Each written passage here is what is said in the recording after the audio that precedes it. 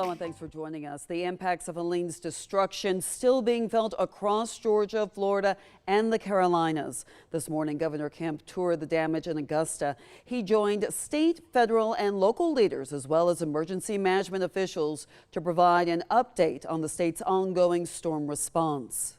We will not waver until we get everything put back together.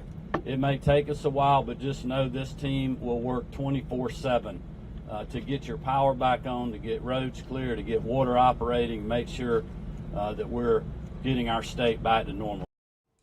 The governor says an expedited emergency declaration has been submitted. Many small towns are struggling to overcome the destruction Helene left, one of them Adrian in Johnson and Emmanuel counties. Population less than 700 people.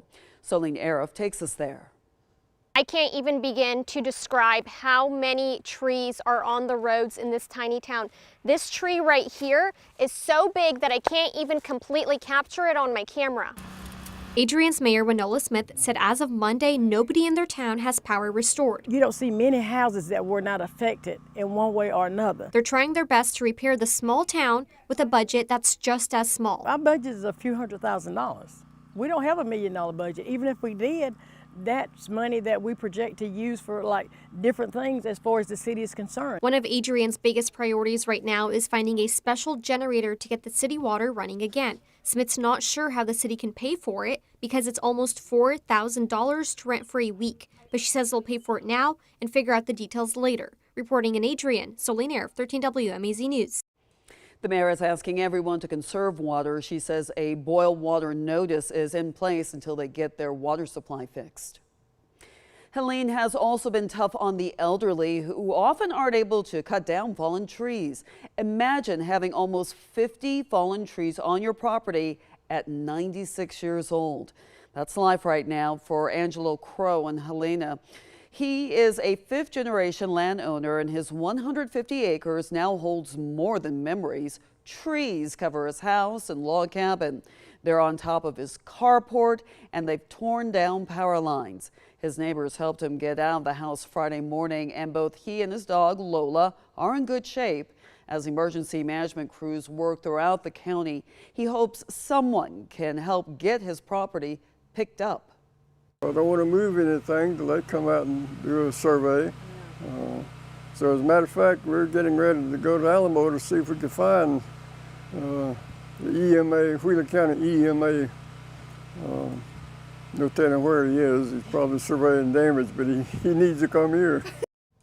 Now, Mr. Crow is still living on his property and he's using a generator. Neighbors have cut a small path through, but he'll need more hands for the long cleanup ahead.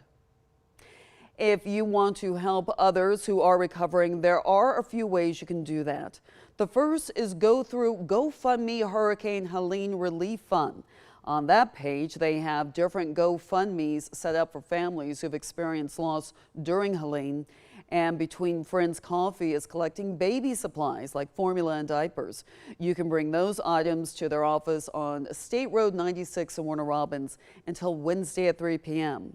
They will be taking them to places hit by Helene in North Carolina. And in Sandersville, there'll be a community cookout hosted by Emery's. All proceeds from the cookout will go toward the Taylor family who lost 2 children in the storm. The cookout will be Friday at 11:30 behind the 280 Quick Lube on Harris Street. Counties recovering from Helene's impacts. Some Central Georgia schools have actually canceled classes.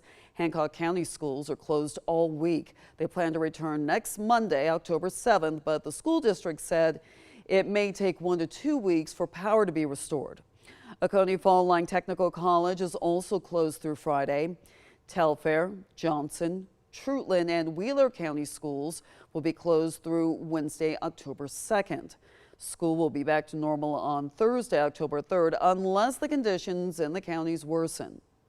Washington County schools will also be closed through Wednesday, and multiple schools will be closed tomorrow. Dodge County, Lawrence, Wilcox counties all announced they will be closed for the first 2 days of the week.